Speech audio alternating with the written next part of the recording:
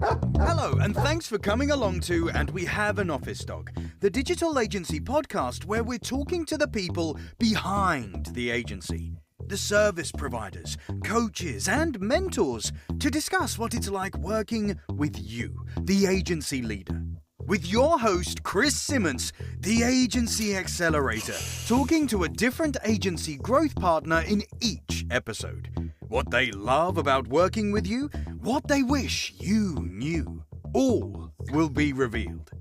Okay, so let us begin. Over to you, Chris. Thanks, voiceover guy. Very happy today. I've got Lulu on the call from Oh my God, I've done it wrong again. Binumi. Binumi, or Binumi. Right. So let's clear this up once and for all. For everyone who doesn't know who you are, tell them who you are and where the name came from. For those who do know you and have been saying it wrong all these years, you can correct them once and for all. Okay, well, we don't really mind because obviously America says it slightly differently to England, and we are, global company. But I say Binumi because the name came from storyboards and video. It is saved in bin, so it's a bin for you and me. Perfect. And it's about the collaboration, and that's the whole raison d'etre, if you like. And what is your role in the organisation, Lulu? So I'm Binumi's Chief Growth Officer, so it's very hard to say quickly. And I'm looking at currently validating the UK market. Wonderful. And so what is it the company does, and why should agencies love what you do? Well, we have fundamentally built an all-in-one video platform for seamless collaboration, efficient distribution, and scalable distribution. Efficient distribution and scalable distribution. It's the democratization of video across all comms. I had a look at the platform a couple of weeks ago when we had a call, didn't I? And it was and within like 5 minutes was like, I've got to have a bit more of a play with this. It's pretty cool. It's almost like you're editing a PowerPoint presentation, but it actually comes out as a pretty decent bloody video. You can chop it up into different sizes and stuff. And my head was whirring how many of these I can create in a day and how much value I can create out of them and things like that. It's incredible. And I think as a tool as an offering for agencies, if you're trying to get into something that would require like a lot of time doing video, this is a really good way to start at the very least. But I think you'd very quickly realise that, in a nice way, all the lovely video editors out there, this isn't to steal your thunder or your job. Not. This has a different purpose, and it is very obvious once you have a play with it. So I'd recommend having a chat to Lulu when you listen to this episode. So just give me a bit of a background. Where did the company come from? How did it? Why is it what it is? Why is it what it is? It's a really good question, because we started 10 years ago. And when the owner had been working for National Geographic, he'd travelled the world and captured all the last voices. He's made 17, 20 odd albums of all and National Geographic said, go back, video the whole lot. And he was in schools showing the National Geographic documentaries he'd filmed. And all the kids were much more enraptured in what could they do with the video opposed to just watching it. And that was the insight, the moment, if you like, of his thoughts were, I need to enable all kids to be video editors when they grow up as part of the course. In the same way you and I now use, PowerPoint, it's the same thing. But it's absolutely on steroids. So he then started building the platform and immediately released it to schools. He's got 6 curriculums on it. Teachers just simply choose year group, and then all the content comes in, all the rights clear content, and then the kids are spending 99% building a video rather than looking for content. And that control, when I met him 6 years ago, I said, hang on a minute, agencies, full stop, if they had that control between and the ability to collaborate between themselves within and also their clients, they could be doing internal comms, they could be doing training, they could be doing so much with this content, because an agency creates this great creative. How could we repurpose it 100 million times? Yeah. the platform provides that, and that's what it's about. So going back to your point about the creativity, we hopefully have gone creative plus speed plus ease, cost optimization, and brought it together. We're not taking, we come from video, you know, and is the most strategic, and you know, he's a video editor, right? He's a videographer, I should say. He's not about that. He's actually about enabling that amazing work to be repurposed over and over in different ways. That's awesome. So agencies come in all different shapes and sizes, but what would you say is one of the things you love most about working with agencies? I have worked with agencies most of my life, actually. I love them and adore them. When I first started, I was intimidated by their creativity completely, because I'm a business person. So, you know, it frightened me that I could talk to them and they could visualize everything I was saying and it looked beautiful. So it took me a long while to kind of get used to the fact that I was just, you know, on the seesaw, but just in a very different place to them. And so what frightens me most about them is the fact that whilst they're so diverse and able to, I guess, change and modify and bring to life and proposition their clients, how difficult and stubborn they can be if you try and say, look, I can give you a whole new revenue stream. You just need to change your organizational structure. And they look at you like you're nuts. Yeah. Most of the agencies, the majority, the rump of agencies are kind of sole owner founder. They're sort of between 5, maybe 15 people. They're the ones that, like, if they make a right strategic choice at the right time, things can be a rocket ship.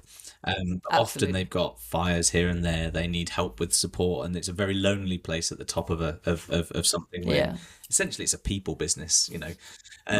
It's really hard to know, like, what the right decision is at any point in time. The parameters are constantly changing. Everything, this technology is changing. This last year, all I've seen is AI this, AI that, and the other. It's going to steal our jobs. SEO is dead. Digital marketing doesn't exist anymore. Robots this. If you're, with your experience, kind of from a business perspective, but looking at the agency lens, if you're seeing all these things going on around people, like what is it that you kind of see that you think they should just, like, do this one thing? What is?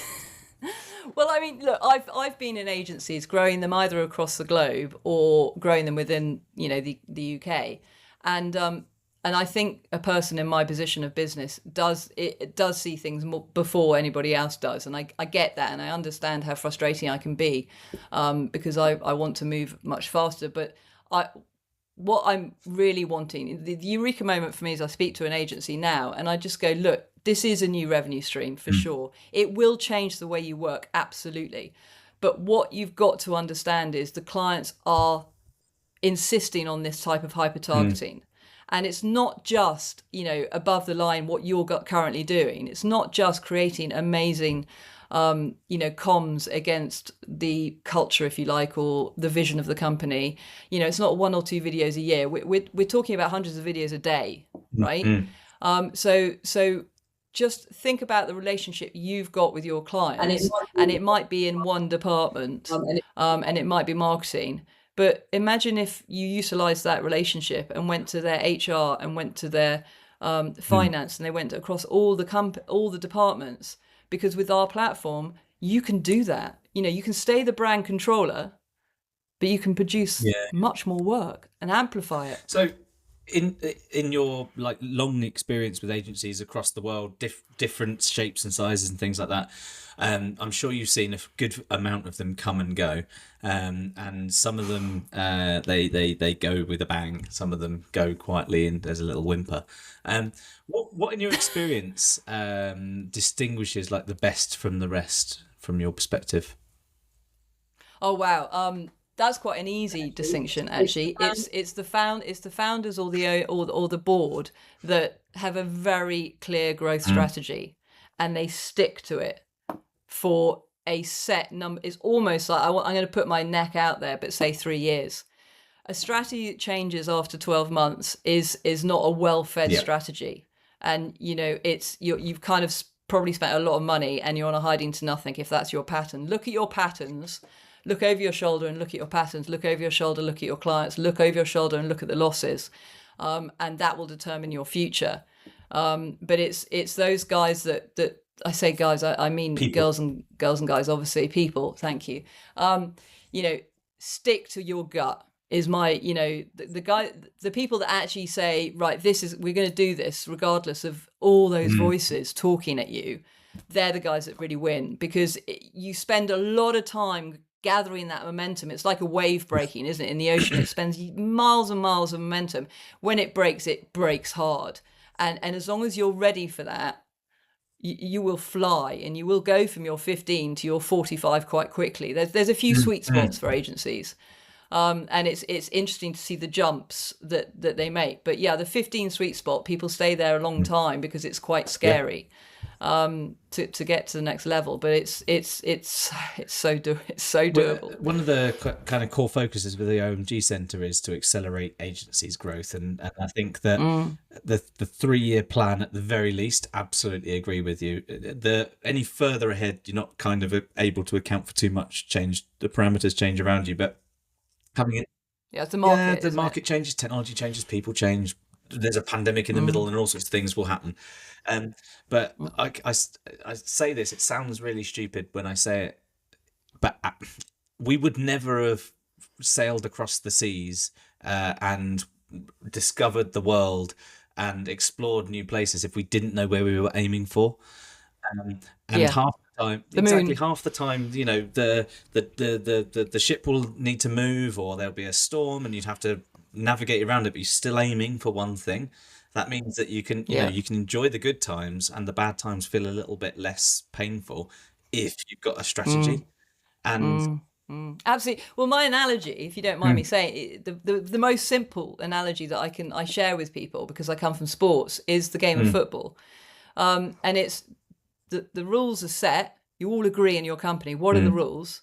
The game changes daily, but if you stick to those rules, you put your vision up on the board, you make it very apparent, your values, and you're repetitious, the rules stay the same. Everybody can play a very different game every single time, but you will stay within that rule set. You will achieve excellence. Because nobody's confused. And it doesn't matter whether you're a designer or a business person or anywhere in between, you all know exactly what you're doing. So when you leave the office, you're still doing it.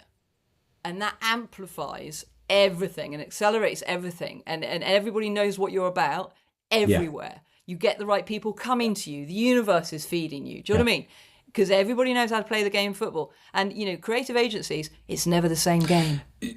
We still watch it every day, right? Don't be worried.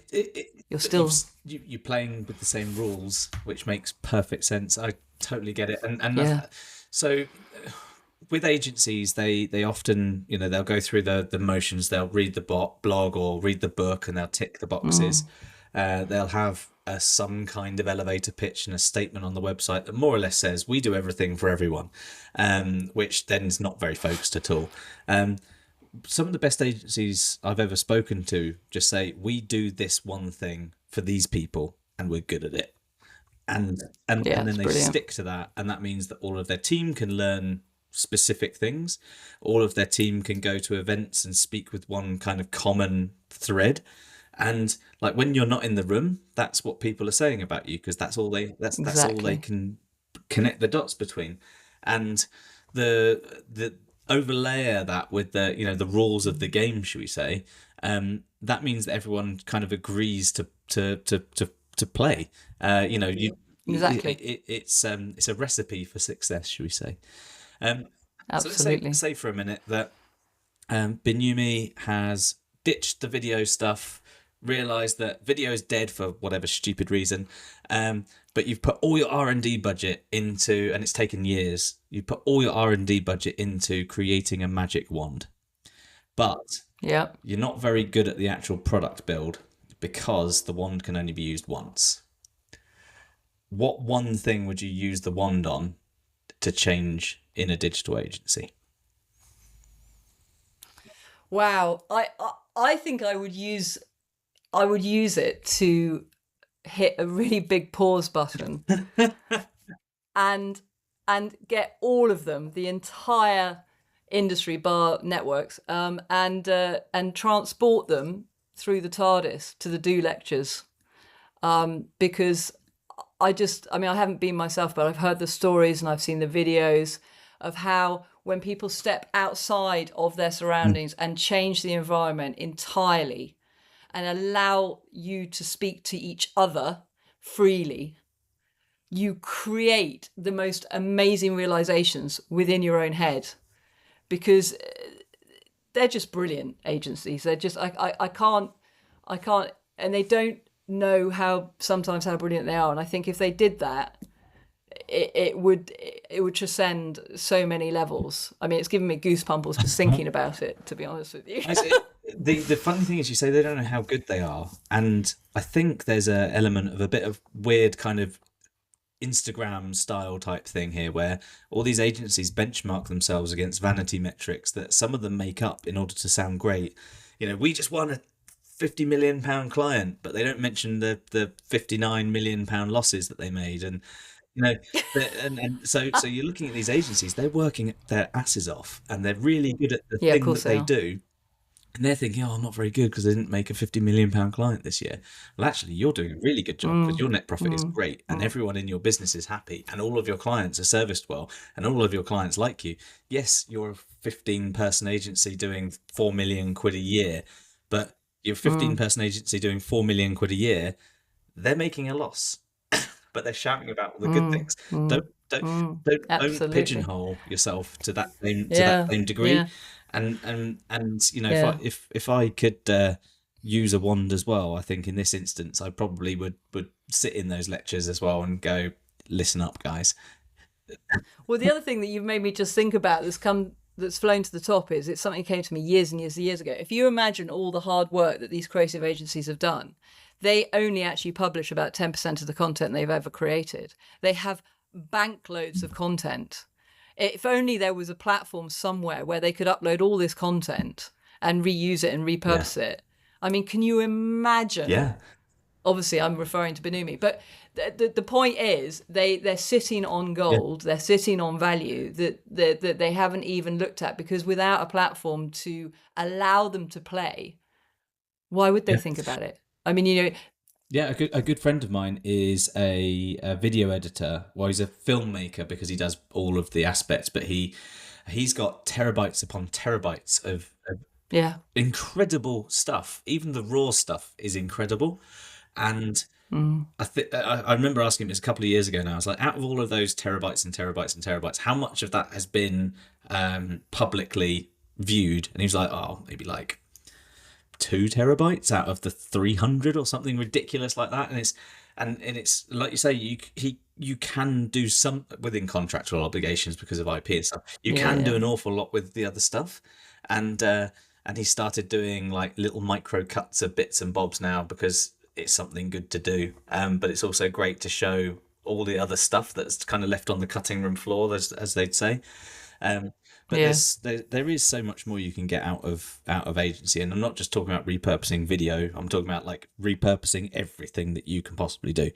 Absolutely. If you write an article, turn that article into a video, turn that video into segments of a video, transcribe each of those videos because you're not reading from a script, and then you've got an article, a video, a transcribed video that can go on several platforms. That's just for one 1,000-word article, guys. You just leverage the brains you've got. Exactly. I mean, you understand the word repurposing like inside out. When we met, I remember going, you get it. And we'd spoken 5 minutes. Yeah. You know, some people get it, just some people don't. And I think this is our barrier at the moment. So one thing I've noticed, and it's a bit like that thing where you say, oh, I haven't seen a X thing for a while, and you see 50 of them. But I've started noticing people talking about it in the context of what repurposing actually means. And only a few, but in the last few weeks, it's been there's been it's too early to say sea change, but they're noticeably a swell. Yes, yeah. There's a few bubbles, and people are starting to sort of think, oh, I'm putting all this effort into this one thing.